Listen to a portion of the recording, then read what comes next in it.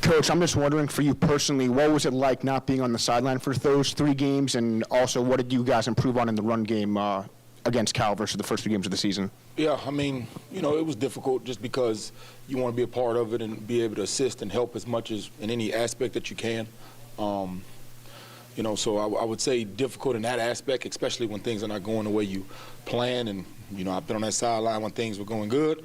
I've been on that sideline when things wasn't going very good. And you always want support in those kind of struggling times. And I just thought the backs did a good job of seeing it, getting those extra yards. We talk about yards after contact if you want to be great. We got to do a better job of maintaining and sustaining blocks. And also just coordinating the run. We got to make sure we're putting them in the best position as we can because, we do get, people know we want to run the ball. We want to establish the run, so you got to make sure the looks are matching up to what you want it to be.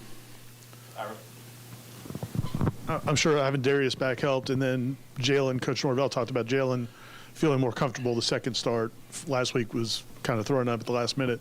But it seemed like across the board there was more physicality. Is that accurate, or do they just operate better? Yeah, I mean, it's 5 of them out there, so a lot of times that group gets defined as a group, which they should because of the O-line. But I thought we've had some guys that play physical and some guys that, need to, get better in the physicality.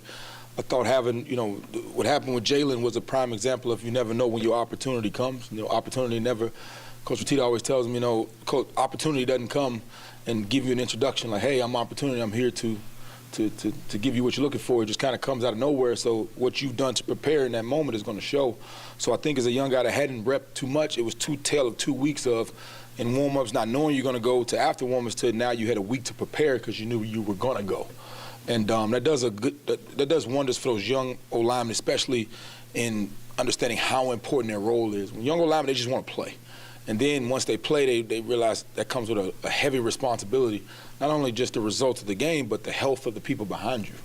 So I think he took that serious, and his preparation is serious, so he saw the results. So hopefully he continues to do that. But he's on that track. He's right at where his body and how he plays should be able to go out there and perform. I learned some hard lessons in playing young O-linemen early, too early, and I had a lot of bodies beat up, from surgeries to things of that nature. But he was able to develop his body and go out there and showcase himself, which he's going to keep going.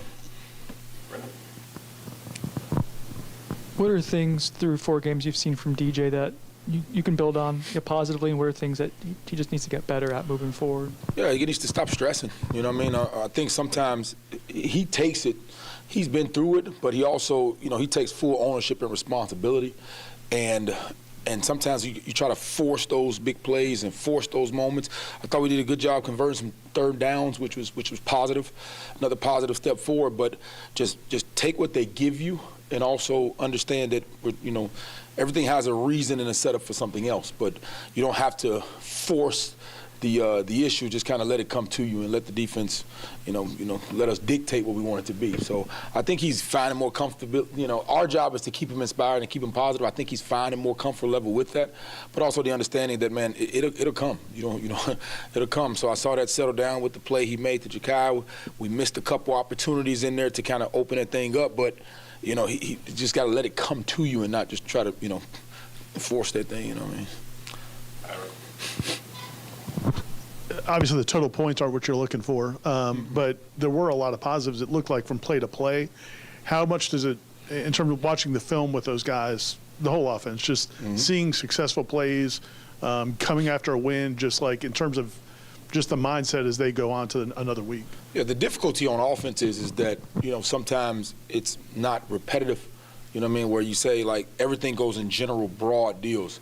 It's blocking, but it could just be this individual that's blocking that has done it before and showcased it but didn't do it on that play, or drops. Like, oh, man, there's been different people, at different times who have actually made some big plays at certain other times. Or it could be, hey, they're not, to throw this. Whenever it's multiple things in a broad view, our job is to inspire, to show that they can because they've done it before, but also try to avoid the the big mistakes, like all right, we can't have that, and make sure we got the right personnel out there. But overall, I've been seeing the positive strides of us not only preparing them to what they can do in the game plan and preparation, but also them having the confidence to go out there and do it. When I look out there on the field, there's a lot of guys that they didn't have the responsibility of wins and losses on them ever before in their career. Like, there's a lot of guys out there that played on good football teams that they never had to bear that responsibility. Like, if I don't make this play, this could be detrimental. So now I think they're settling down. Like, no, you have to. This has to be done. It's not like, there's nobody coming behind you to save you. You know what I mean? So now I think that responsibility and ownership is showing up in preparation, which is growing the offense. Coach Norvell mentioned earlier that you guys can be out without Roydell for an extended period of time. What challenges does that present to the offense, but also how excited are you to see the young guys, Cam Davis, get more opportunities? Yeah, Roydell was a tough runner, and I was interested to see as the season progressed how he would grow and the understanding of what we're trying to do. But, when he does come back, I think sometimes, that adversity gives you a little bit of humility and understanding, and then sometimes watching practice from outside in, you kind of get a little bit more. Sometimes it's a blessing in disguise. But, I love how, LT stepped up big for us and taking the load. I think he took the most carries of a back this season. And Cam showing he can go in there and showcase his abilities as well. And I can't wait to get him some more, because I think when we get to see his speed and power on display consistently, it's going to help the offense. And you still got like Sam got in there, and mix it up a little bit, and Kazai's always ready to go. So I think that room overall, those young guys growing up and finding that comfort level of not just wanting to play, but actually playing responsible and taking the preparation into it is going to be big for us. Some of the young guys are starting to, take advantage of opportunities. Jalen Brown seems like he's stepping up, and you guys have a lot of young skill guys that are super talented. Like, how do you guys, I guess, handle the urge to want to get them on the field, because they look like they could maybe make some big plays, also balancing, maybe they don't know everything they need to do. Like, how challenging is that? Yeah, I want every skilled player in there to want the ball and want to play. That's the – I don't want them to say I don't want to play. So I want them to press and really show. But also now that they have the desire, I have to teach them the process of how. This is how preparation looks. This is how you got to take care of your body. This is how you got to show responsibility even outside of the field. It doesn't just start there. It starts in how are you when the lists come out, the academic list. Are you on point? Are you take care of all the other stuff to show that you're ready for that responsibility to go out there and have that. And Jalen Brown is another guy I mentioned that might not have had games where I want to play, but I haven't had to make a third down contested catch for us to move the chains in a big game. These are all learning things for him as well too. So I love the progression. We come out here on Sunday nights and all those guys, that's like game 2 for us, because all the guys that don't play 20% of the game, they go out there and we practice and we run a big script, and we get to kind of go out there and coach those guys like that's their game on Sunday.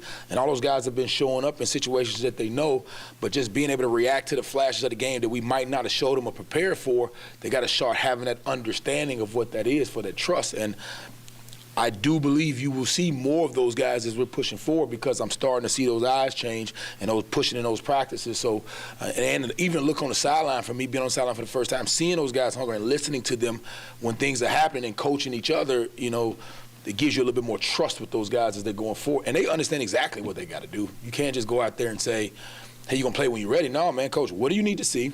We tell them what we need to see. If they showcase that, then they'll go play. Coach, Cal was the 3rd game in a row you guys did not pick up a first down on the opening possession of the game for the offense. Yeah. What do you guys need to do to get better at that phase of the game? Yeah, I think it just comes down to overall execution. And that's a coach term, but that's just reality. Because when we come back and we discuss it with the players, they say, oh, man, I saw this, that, you know what I mean? So I thought the second play kind of put us in a little bit of jam, because we, the tight end flat there deal with the end read, got into a little danger there. But other than that, I think that, that's the main thing of it, is making sure that our opening scripts match the things that they're comfortable with, and we can kind of give them a little bit of success of what we've seen from defense. But the defense coordinators, they know too, so they understand how to change the look up, and we got to be able to react when it's not exactly what we thought it was. And that goes from us making sure we give them the reactions of the things that can show up, but also the players' reaction in real time. Corey? The hold that was called on Ferguson, my uneducated eye, I know he threw him to the ground, but Yeah. it kind of looked like you just blocked him to the ground. What did he do? What's the teaching moment there to tell him not to do better? And then also with Jalen Early, I think there was a play where he had a really nice block and kind of did a little bit of a flex. Like he felt himself a little bit in a good way. Is that something you like to see out of an offensive lineman, to have that kind of personality or belief in himself, to be fired up after a block like that? Yeah, two-part of it. The first thing is Fergs was a holding because he stopped his feet on contact. You know, I thought he had a good block on the guy, and he was trying to be aggressive with his upper body. But anytime you stop your feet during post-contact, there's always a chance you can get a hold with any upper body inflection. Because it doesn't matter if it was a hold, if it presents or looks like a hold, they'll call it. So the easiest way to thing is always try to keep your hands tight and keep your feet post-contact active as possible. Then you'll kind of avoid some of those things. So that was the correction for him. For Jalen, I think it's more self-belief that you can. We all, you know, all of us are pretty high in our professions, but at one point, you know, you got that moment of like, I can do this, like, you know, and it builds that self-confidence. So I like to see him out there going and celebrating when he can and still keeping his mind in the game, but it's like, I can do this, you know what I mean? And now that builds from there. So, I mean, that was awesome to see a young guy go out there and you know, now he's earned his reps, try to kind of go in there and start the competition going, which always elevates everybody when you have that, especially at that position. And also, Jalen is like you know, watching him practice, he ain't the biggest guy, but man, if you go out to practice, he's been blocking for a while. I mean, he's a good player, so I'm excited to see him excel and keep continuing to do it. And he's also multiple. He's played, you know, guard and tackle for us. So I'm excited to see his growth and how much he keeps going for us because we sure need him. Not your position or even your side of the ball, but it's one team. But what the defensive line did in this past game and the way they've started to play the last couple of weeks, Josh and Peyton and those guys, what can that maybe do for the offense and the whole team overall? I think it goes back to the statement I said about guys who played a lot of football, but the ownership of, I have to make that play. There's nobody else coming. I can't. Where my responsibility, because every part of the game is not the same. There's critical parts of the game. There's situations of third down, last drive, like, and your light bulb kind of goes on like, oh, I'm the one that got to do this. This is me. And we got a lot of guys, good players and talented. I don't know how many times they've been in those kind of situations. So as those situations are coming up in the game, you're starting to see improvement from that, whether it be offense, defense, special teams. Of oh, it's me. I'm going to go win the game. I'm going to go make the stop. I'm going to go make the catch. I'm going to make the block. So it becomes that personal accountability and ownership of, okay, now I understand that role of not just playing of personal gain and things of that nature to, no, I'm responsible for the outcome of the game. And you watch those guys' preparation and how they prepare and said, okay, it's not just practice. When we practice in third down, okay, this on me. You know what I mean? I was talking to Jordan on the sideline, and I remember, you know, when he was here, he talked about that moment in NC State when we lost. He learned more in that game than anything because he said, oh, I had to make the play. You know, because we threw the interception. He was like, oh, I got it. Then from now, he made a tremendous run of just understanding. And if you go back to those interviews, Coach talked about how he started to prepare and what changed and what clicked for him to understand, like, oh, I got to be on point. Or this can be detrimental. So I think as our guys' preparation is starting to go to that of the ownership, we're starting to see that progression that we need to see throughout the process. Anything else for Al? Aslan? 4 games now with you guys coordinating DJ as a quarterback. Mm-hmm. Is he figuring out things that you guys want out of him, or is it more important now for you guys 4 games to have learned what he's comfortable doing and cater things around that and, I guess, teach him, coach him up in a way that he feels more comfortable with things? Right, that balance of what we're comfortable with versus what the defense presents that we can take advantage of. And our job is, because, you know, they got class and things that are going on. We're up here all day, every day, so we know we can kind of see what the defense is going to present to us. Then we have to find that formula that they've done to kind of still fit what we can utilize against the defense. So we got to find that balance. We have to make sure we're doing a better job of that, because, you know, as coaches, sometimes we get excited and maybe they hadn't done that before, you know what I mean, and things of that nature. So yes, we have to make sure we're comfortable in showing the strengths of what we do, not to always be reaction, but to dictate the things we do well and make them stop the things we do well, but also be able to react differently when they're presenting something maybe we haven't done, but we can take advantage of. So there is a fine balance of that, and we got to make sure we're finding it pretty quickly.